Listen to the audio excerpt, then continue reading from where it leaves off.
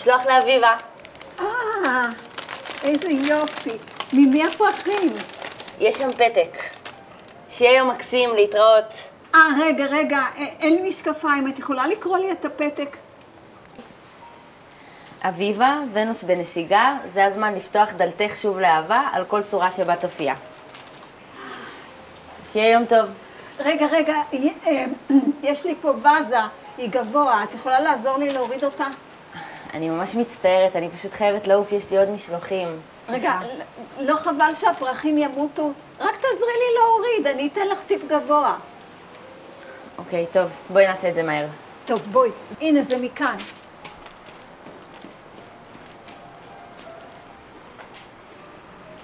וואו, איזה ציורים יפים.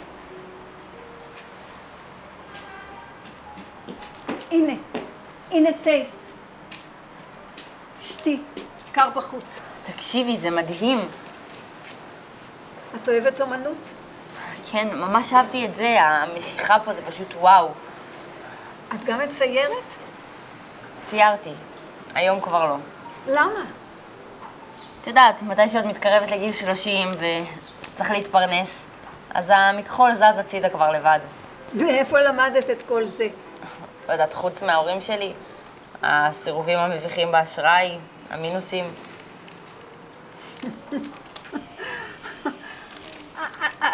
מה כל כך מצחיק? את ממש חיה חיים אומללים, את שונאת את החיים שלך.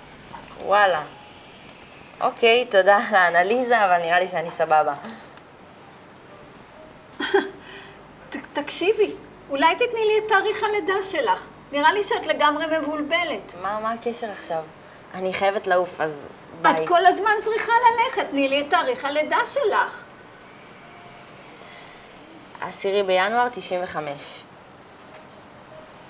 אני רואה הכל, אני רואה את הספרה 8, אני רואה בחורה יציבה, אני רואה בחורה חזקה, אי אפשר, את רואה את כל הפרטים, אבל את לגמרי מבולבלת, וגם את שתלטנית, וכל השתלטנות הזאת גורמת לך לכל הבלבול הזה.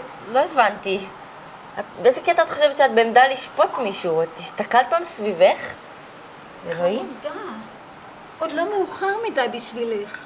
שלא תהפכי לזקנה בלה כמוני, קחי מכחול, תציירי.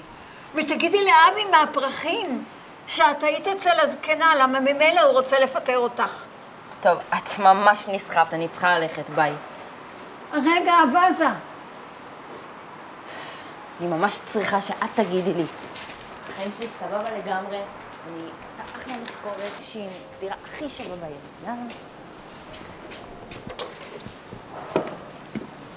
את מי את מנסה לשכנע? אותי או את עצמך? מה את בעצם רוצה? למה את ממשיכה לבוא לפה? אני רואה. חלאס, פסיכית, אני מזדיינת מפה. עד הפעם הבאה. ותיפטרי כבר מהאיתמר הזה, הוא ממקבל אותך.